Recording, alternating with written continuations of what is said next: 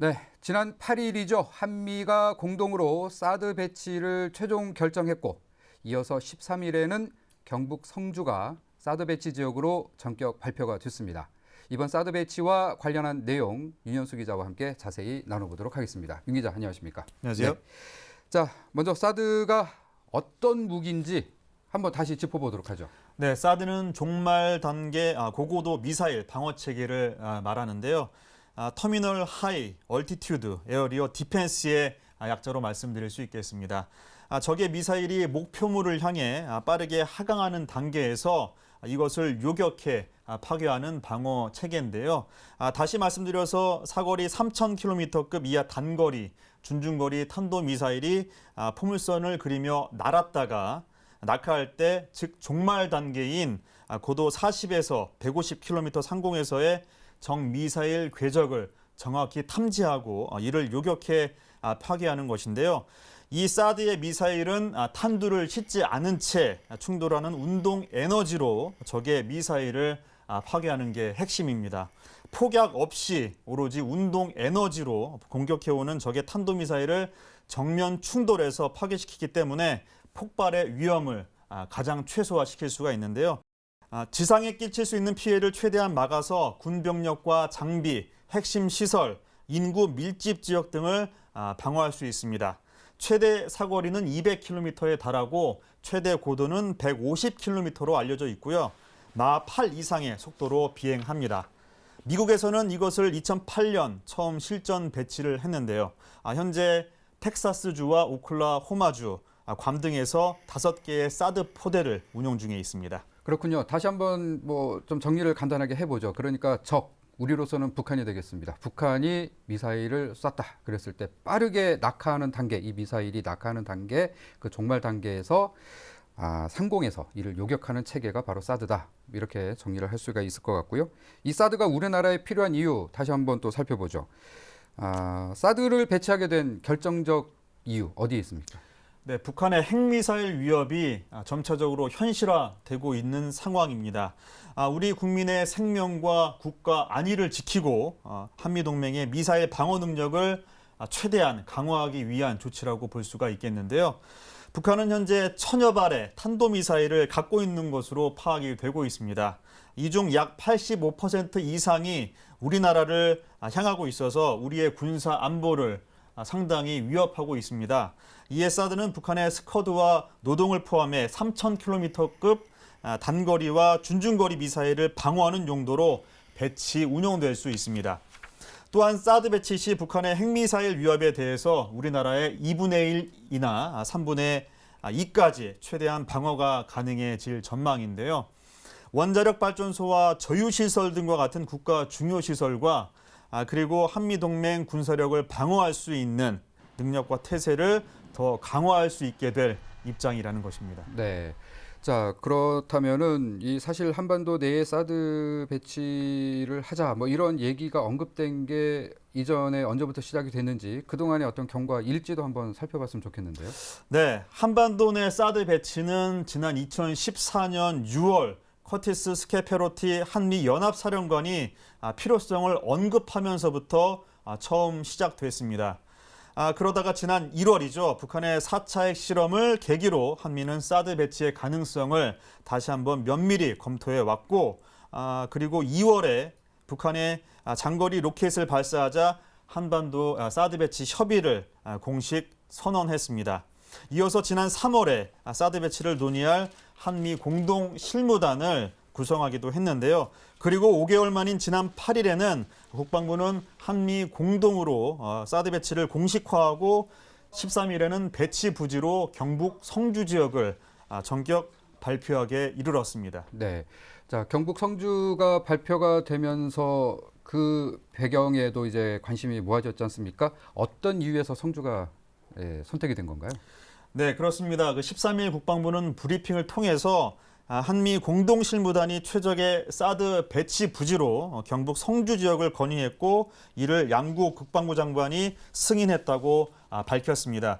국방부는 여러 후보지에 대한 비교 평가와 시뮬레이션을 분석해 왔는데 정밀한 검토 과정을 거쳤고요.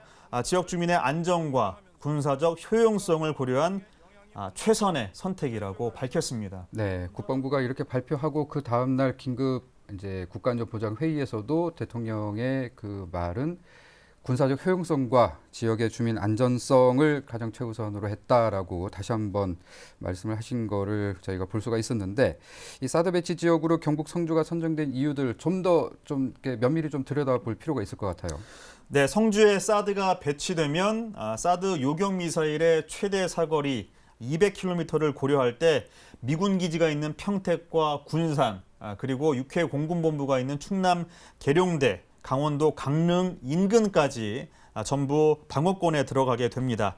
또한 성주에서 직선 거리로 200km 지점에 위치한 미 공군 핵심 전력이 있는 오산기지도 방어가 가능하게 되면서 인근의 주요 군사기지가 포함이 되고요. 그리고 유사시 미군 증원 전력이 쉽게 드나들 수 있는 부산항과 김해공항이 멀지 않은 곳에 위치해 있는 점도 영향을 끼친 배경으로 꼽힙니다. 그렇군요. 자, 그렇다면 이 군사적 효용성에 대해서 좀 더 짚어볼 게 북한의 사정권 거리, 이것도 이제 또 중요한 이번에 결정 요인 아니었겠습니까? 네, 맞습니다. 경북 성주 지역은 북한의 사정권에서 벗어나 있는 점도 고려가 됐는데요. 성주에서 휴전선까지의 최단 직선 거리는 240km가 넘습니다. 따라서 최대 사거리가 200km로 알려진 북한의 신형 300mm의 방사포의 사거리가 못 미치는 것으로 볼 수 있겠는데요.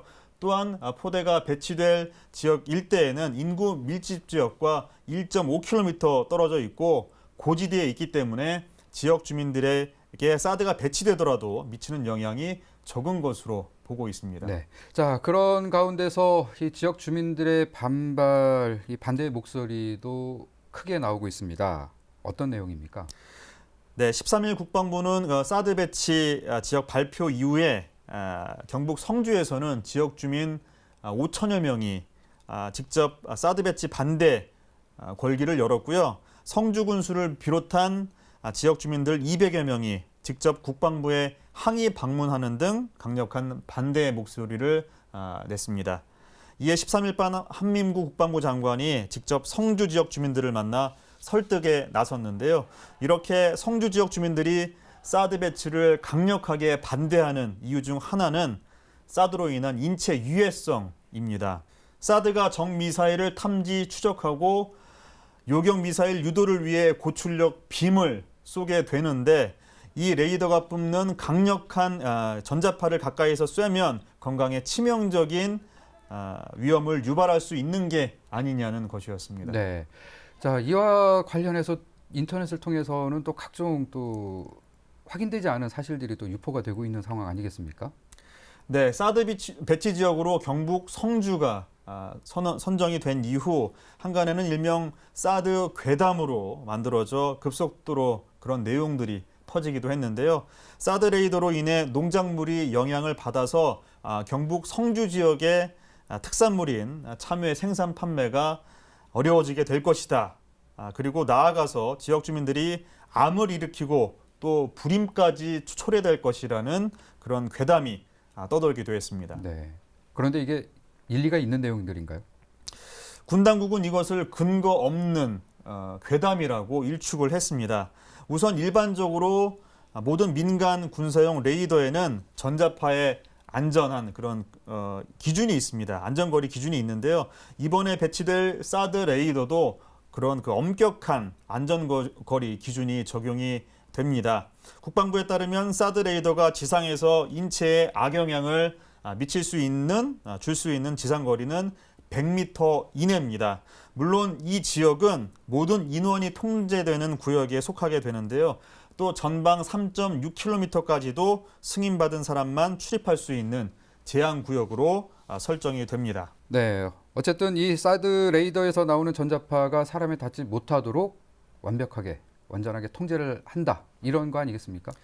네, 그렇습니다. 그 사드가 배치될 그 기지는 해발 400m인 고지대에 있고요.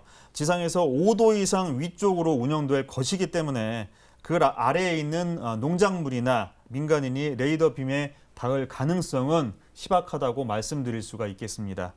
덧붙여 말씀드리자면 상공 2.5km까지는 모든 항공기 운항이 금지가 되고 5.5km까지는 폭발물을 탑재한 전투기 비행이 금지가 됩니다. 네. 앞서 설명을 해주셨습니다만은 불임을 초래한다거나 또 이제 농작물에 피해를 준다거나 이런 염려 안 해도 된다는 거죠? 네, 맞습니다. 사드 레이더는 정례 훈련과 장비 점검, 북한의 도발 징후가 명백할 시에만 운용이 되는 것이지 24시간 내내 가동되는 것이 아니라는 점도 덧붙일 수가 있겠는데요. 전문가들 또한 이제까지 우리나라에 수많은 레이더가 배치가 됐지만 전자파로 인한 인명피해를 입었다는 보고는 아직까지 없었다고 말하고 있습니다. 네. 자, 박근혜 대통령도 국가안전보장회의 때 한 얘기 중에 하나가 이 사드를 배치 결정을 할 때 사안의 어떤 중대성과 여러 가지 정황으로 봤을 때 사전에 이제 소통이 좀 부재했던 거는 사실이다 이렇게 인정을 하면서도 앞으로의 소통이 중요하다 이렇게 강조를 했거든요. 지금 어떻게 진행되고 있습니까? 네, 그렇습니다. 소통이 가장 중요한 관건인데요. 지난 13일 한민구 국방부 장관은 성주 지역 주민들과 만난 자리에서 사드가 배치되면 제일 먼저 자기 자신이 레이더 앞에 서서 전자파의 위험이 있는지 직접 시험하겠다라고까지 밝혔습니다. 국방부는 지난 14일 서울 지역과 충청 지역의 레이더 기지 현장을 전격적으로 공개를 했습니다. 전자파 현장 측정 과정을 공개를 했는데 과정 공개 결과 심지어 국제 안전 기준보다 더 안전한 것으로 나타났습니다. 정부는 사드 유해성 안전 논란을 없애고 사람들을 설득하기 위해서 사드가 이미 배치되어 있는 괌 기지를 공개하는 등 앞으로도 객관적이고 적극적으로 대처해 나갈 예정입니다. 네. 사드 배치 지역이 경북 성주로 결정이 되면서 남쪽으로 이제 배치가 되는 거죠. 그러다 보니까 또 하나 이제 논란이 되고 있는 게 그럼 수도권 방어는 어떻게 할 것이냐.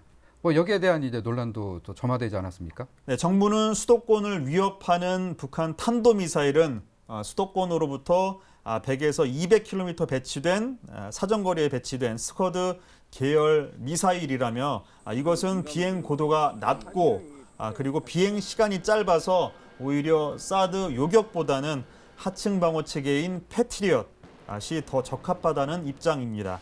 따라서 패트리엇 미사일을 증강 배치해서 수도권 방어망을 아주 촘촘히 계획할 방침으로 알려져 있습니다. 네. 이 사드와 패트리엇 미사일이 모두 제대로 잘 운영이 되면 한반도의 다층 방어망은 더 촘촘하게 형성을 할 수가 있다는 게 우리 정부의 입장이고요.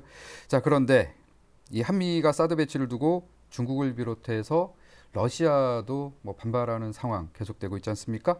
자, 그 이유도 한번 짚어보는 것도 좋을 것 같습니다. 네, 중국과 러시아 등은 사드 배치가 전혀 그 한반도 평화에 도움이 안 될 뿐더러 자국 안전에도 심각한 침해가 된다면서 반대를 표명하고 나서고 있습니다.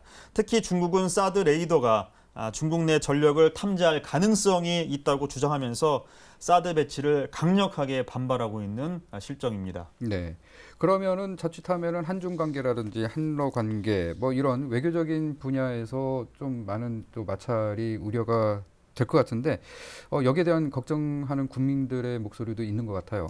네, 이번 한미 사드 배치에 따라서 한중과 한러 협력 관계에 균열이 생기고 나아가 대북 제재 공조가 약해지거나 무역을 통한 경제적 보복을 우려하는 분들도 계신데요. 네, 하지만 정부는 이번 사드 배치가 결코 제3국의 군사적 위협을 가하는 것이 아니라 오로지 북한의 핵미사일 방어 요구로만 운영하는 것이라는 입장을 지속적으로 전달하면서 이를 극복해 나가겠다는 방침입니다. 네. 자, 마지막으로 앞으로 사드 배치 이 지역까지 이제 결정이 된 만큼 그 앞으로의 진행 상황도 좀 더 이제 탄력을 받게 되지 않을까도 생각이 되는데요.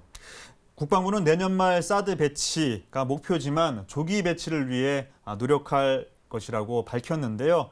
사드 부대 작전 요원의 교육 훈련이 보통 1년 정도 이상 소요가 되고 철저한 훈련과 장비 성능 테스트에 상당한 기간이 소요될 것이기 때문에 늦어도 내년 말에는 사드가 배치될 것으로 전망하고 있습니다. 네, 지금까지 사드 배치와 관련해서 자세한 소식 윤현수 기자와 얘기 나눠봤습니다. 오늘 말씀 고맙습니다.